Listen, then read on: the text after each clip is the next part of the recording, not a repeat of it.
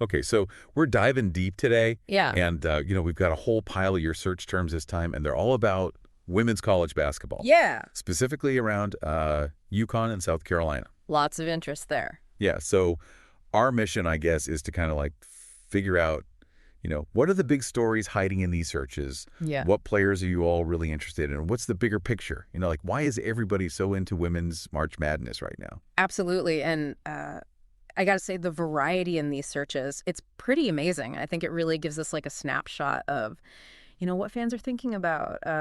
You've got folks trying to predict who's going to win certain games. Others are really digging into the backgrounds of these players. And then there's a whole bunch of you looking back at, championships and all that history. It's a really interesting mix. Yeah, it is. And I mean, one thing just jumps out right away. It's like UConn versus South Carolina. That's like For big rivalry. the big rivalry. Yeah. Exactly. We're seeing UConn versus South Carolina, South Carolina versus UConn over and over again. And then there are even some very specific searches like where to watch South Carolina Gamecocks, women's basketball versus UConn Huskies, women's basketball. I mean, Wow. it's like this is the matchup that everybody is waiting for.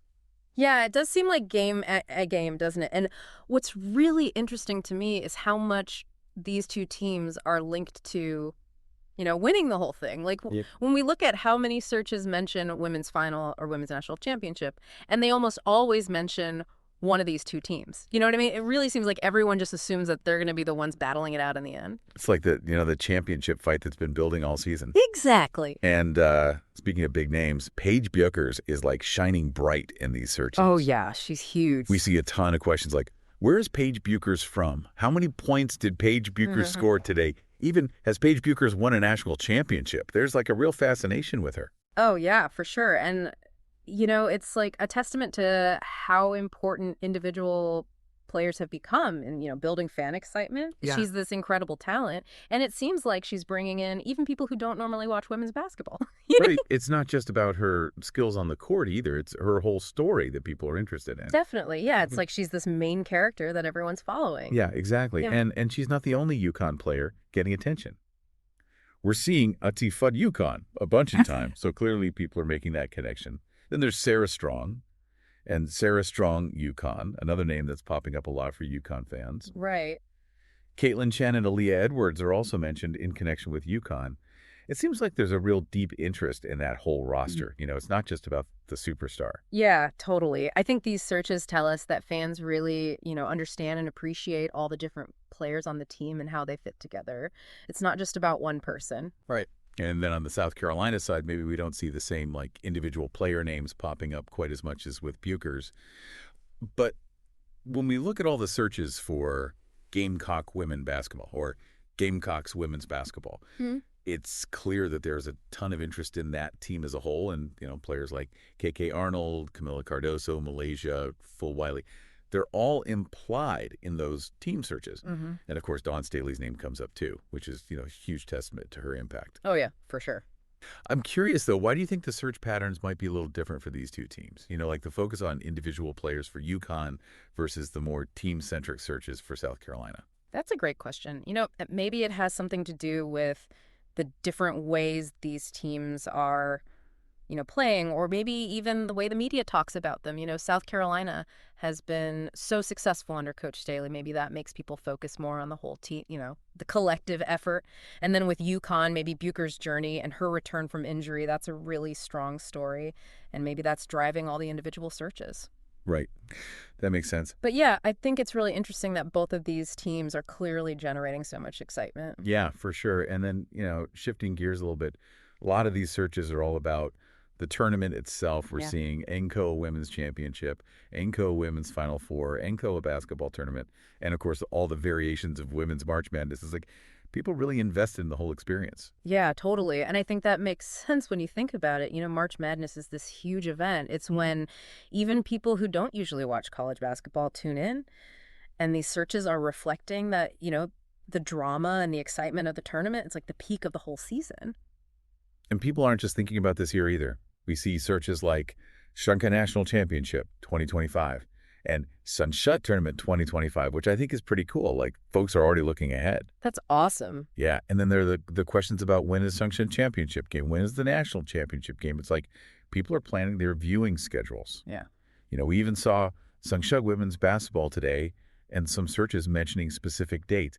It's like a real-time connection to the games. Yeah, and that makes sense, right? Information is so accessible these days. Fans want to know the scores and everything as soon as it happens. Exactly. And I think the number of searches for scores really shows just how emotionally invested people are in these games. Oh, yeah, for sure. And then beyond the current season and the results, there's a real interest in the history of these programs, too. We're seeing searches like, who won Women's March Madness 2024? UConn Women's Basketball Championships, UConn Women's National Championships. Last time UConn women won national championship. It's like people are trying to understand the bigger picture, the historical context. Yeah, I agree. And I think that context is really important, because it helps us understand the rivalry that's happening right now. Like, UConn has this amazing dynasty, and then South Carolina has become this dominant force more recently. So it's kind of like this story of, tradition versus this new power. And fans want to know where these teams have come from so they can appreciate where they are now and what might happen in the future. Right, exactly. And then, something else that I think is really encouraging is that it's not just about UConn and South Carolina. Mm-hmm.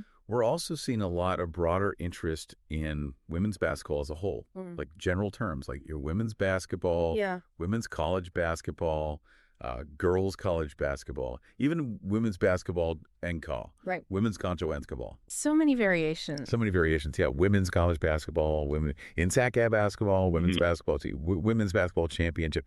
Like, it seems like there's just this growing audience for the sport in general. Yeah, I totally agree. And I think that's such a good sign. It means that the sport is growing beyond just one rivalry, increased media coverage, all these amazing storylines, and just the incredible athleticism that we're seeing on the court. It's all coming together to bring in more fans. I think it's a really positive development. Yeah. And then we also see Gigi Bryant and Vanessa Bryant in these searches, which is interesting. It makes you think about the broader cultural impact of women's basketball. Yeah, absolutely. And the people who have championed the sport. And then we see Chiny Ogle-Mike, too, which shows an interest in these prominent figures in the sport, both past and present. Right. And I think those searches really highlight how, women's basketball is more than just the games themselves. It's about the stories, the cultural impact, and these individuals who have made such a huge difference. Exactly. And it's kind of funny, but in the middle of all this focus on women's basketball, there's this one single mention of UConn Huskies men's basketball versus South Carolina Gamecocks men's basketball. So it's a little outlier. Yeah, that is interesting, isn't it? Maybe it's someone who follows both the men's and women's programs and sees some kind of connection, or maybe even like a friendly rivalry across both. Right. Yeah. It's just this little glimpse into, how some people experience college sports. Totally. Okay, so let's kind of pull all this together. When you look at all of these searches, what are the big takeaways for you?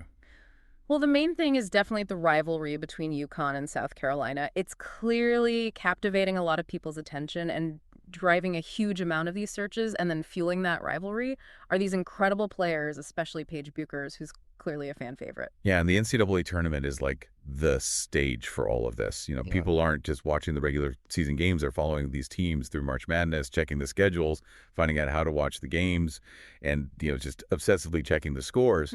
Absolutely. And then beneath all the excitement is this deep respect for the history of these programs. Fans are looking back at past championships and the legacies that UConn and South Carolina have built.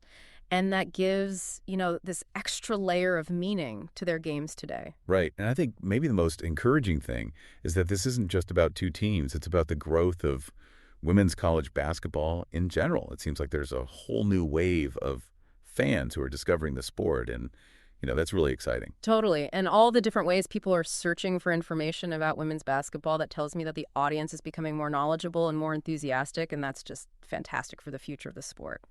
So when we look at all these searches about specific players and the history of these two amazing programs, what does that tell us about the role of rivalries and star players in women's college sports? Are they really changing the game? Are they bringing in more fans and more attention? That's the big question, isn't it? Are these intense rivalries and these amazing players like Bueckers, are they creating a deeper connection with fans, a connection that's going to last and, help women's college sports continue to grow and get the recognition it deserves?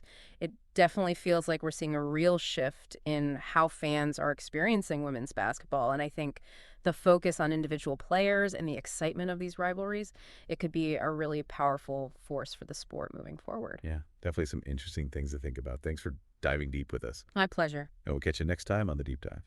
Today is your lucky day. Today is the day that our $3 website works for you, paying you directly to your PayPal daily. Imagine $3 ongoing continuous payments to your PayPal account. Imagine falling asleep and waking up to $300 in your PayPal account. How would this make you feel? How could this help you? What bills could you pay? What kind of fun could you have?